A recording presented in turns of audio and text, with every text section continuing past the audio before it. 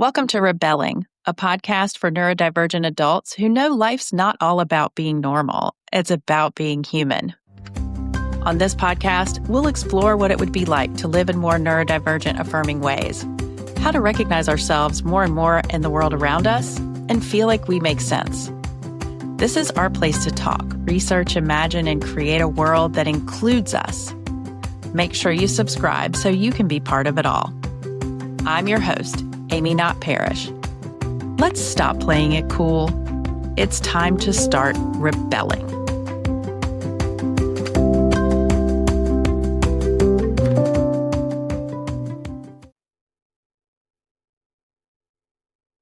Hey y'all, welcome back to Rebelling. So, in the first episode of the Social Security series, I want to look at the difference between individuality and individualism.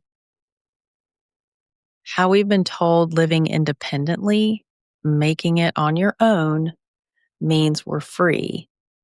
But in reality, we're just becoming more and more bound to the idea of independence itself, which is leaving us more and more alone. I don't know about you, but something I always wanted growing up was to just be me. I never understood why who I was felt wrong. After all, I live in America, the land of individualism, the land of freedom from being told how to think, how to behave, who to be. I believed our country's success came from rebelling against those who wanted to rule us, that we came here to escape control. I can remember being in elementary school, singing My Country 'Tis of Thee. I remember saying the Pledge of Allegiance and feeling so proud that we stood for the right of the individual to be, to make their own way, that we didn't all have to be alike to belong. But as we all know, history is deceptive, and the story of individualism is tricky. It pretends to be freedom, but it's really more like a survival strategy. It trains us to be self-sufficient, to fend for ourselves, to perform independence, almost like a moral duty. Individualism demands that we protect ourselves, even if it isolates us from each other. It disguises control and precarity as liberation.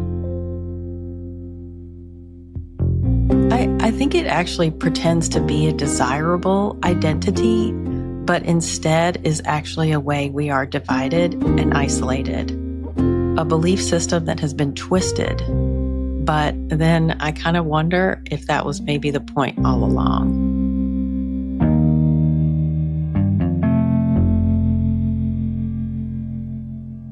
To me, individuality is different. Individuality is relational. It invites others in, a way to be distinct and still connected. It's the part of us that recognizes difference, that understands curiosity, that allows complexity. Individuality emerges from being held, not striving, not controlled, but supported in a way that allows risk, exploration, and care. And y'all, this is where Social Security comes in, and not the government program or a check in the mail, but the deeper sense of security that exists when we are held by each other. When falling down doesn't mean disappearing from view, and when succeeding doesn't mean diminishing what you've done.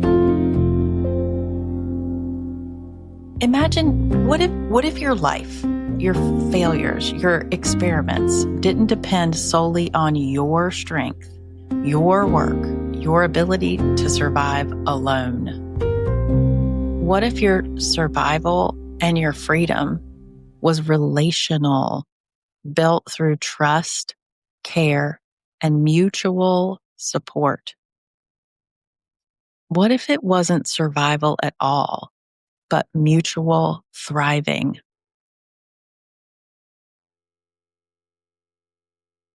Under individualism, scarcity drives us. We hoard, we hide, we perform, we try to do it all alone. And when we fail, the weight lands on our own shoulders.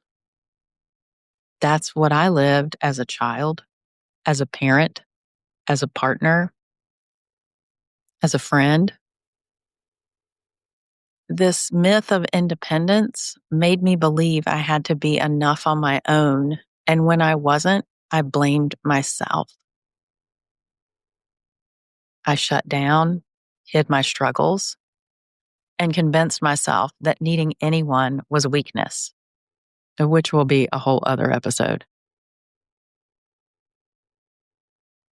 I notice we need each other in ways that, when they are allowed, create a new social story. It seems like individualism is about assimilating, not about being different. Individualism actually frowns on difference. It wants everyone to be the same, as long as you can be the same by yourself. It holds out security as something you aspire to. It's a training. Remember, it's about survival. Individuality is relational. It is a freedom that is personal and still invites others in. Individuality is about being different, unique. It's an expression. It's what gets lost when you try to create security with money, with power over, and with institutions. Individuality can hold difference. It understands it. It almost demands it. It is natural. It is the common ground that we stand on when we create security from the ways we are different together. Individuality is not a divider. It makes a mutual respect of recognition and relationship that allows room for complexity and curiosity. It's really interesting to me how individuality and individualism are ways to recognize each other. I remember trying so hard to differentiate myself while still trying to fit in. And it's that duality that forces individuality over into the realm of individualism.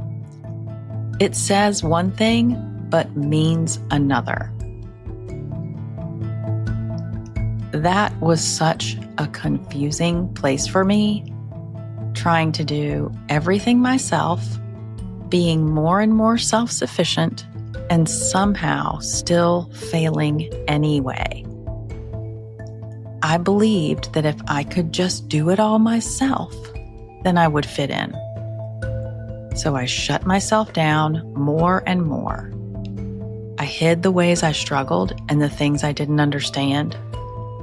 I was trying to be a good person, not need anyone. I believed that if I could do that this light would come on and everything would finally become clear.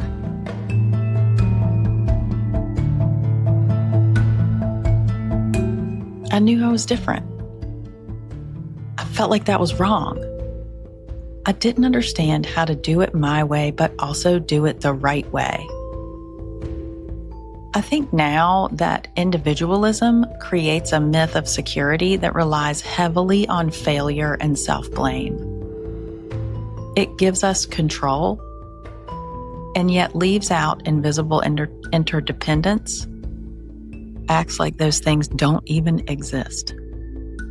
It allows the system to shirk responsibility over and over again. A one-way relationship that exhausts us and shames us and then makes it our fault. Oh, if only I were whatever. I need to try harder. I need to do better. Have you been there too? Doing it your way, relying on your own strength, your own resources. How much did I do that as a parent, as a wife, as a friend?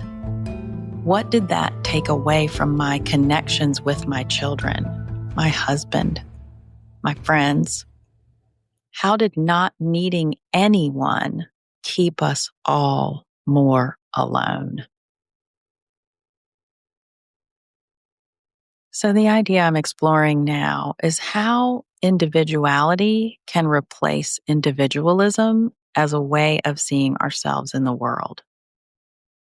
How the tenets of individualism corrupted individuality and what we can do about it.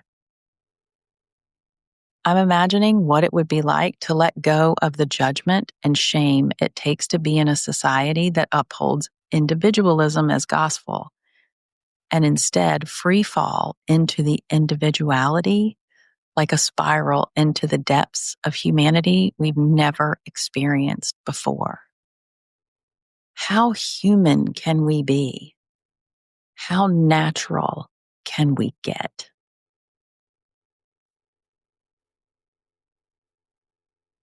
How can we create security from the thing we all already have so much of that there is no need to create more?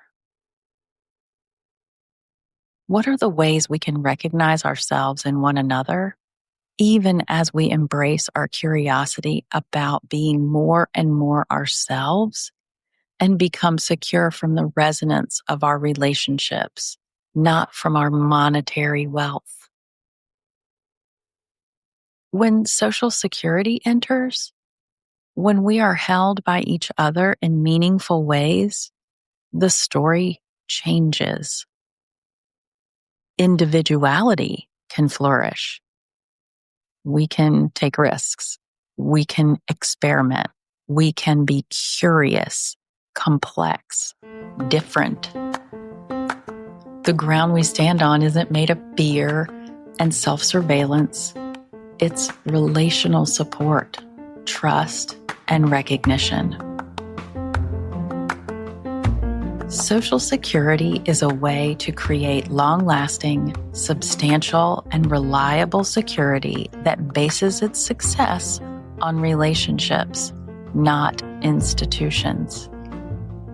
It feels risky, which is exactly what individualism wants you to feel, because it's based on the individual fending for themselves while knowing that we are more powerful together.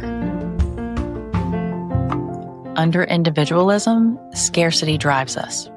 We hoard, we hide, we perform.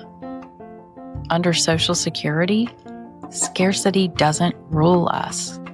We take risks, we experiment, we grow, because failure does not erase us. Real individuality, the freedom to be different, curious, even fail, requires a form of social security. Without it, individuality can't thrive. It becomes survival theater, performance, and isolation. Y'all, there's an urgency to this, but also not. It's something that feels like it wants to be shared, but not rushed. This series is about rebellious curiosity, about looking at the system from within the system and then questioning it without needing certainty, without needing a neat wrap-up or even instructions or next steps. Can we hold the space of not knowing while we learn to know? What would it mean to be secure? Not from money, not from power, but from the ways we are held by each other. How can this change the way we see ourselves, our neighbors, our communities? How can we live as individuals who are not isolated but connected, whose freedom comes not from going it alone, but from doing it together? Individualism tells us independence is everything. Social security shows us that connection is everything. Individualism breeds anxiety and self-blame. Social security allows individuality to breathe. This series isn't about giving answers. It's about curiosity, about listening, about noticing the tension between who we've been told we are and who we can be. And what I really wonder is, can we stand being insecure long enough to create a new idea about security with each other? Thank you so much for listening. I'm looking forward to seeing you again in a couple weeks. Have a good holiday. Bye.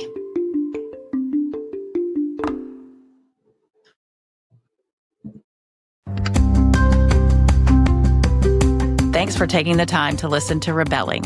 You can find resources and links from this episode in the show notes or at rebelling.me/podcast. Thanks to everyone who supports this podcast. And if you enjoyed this episode, please subscribe and share, rate, and review.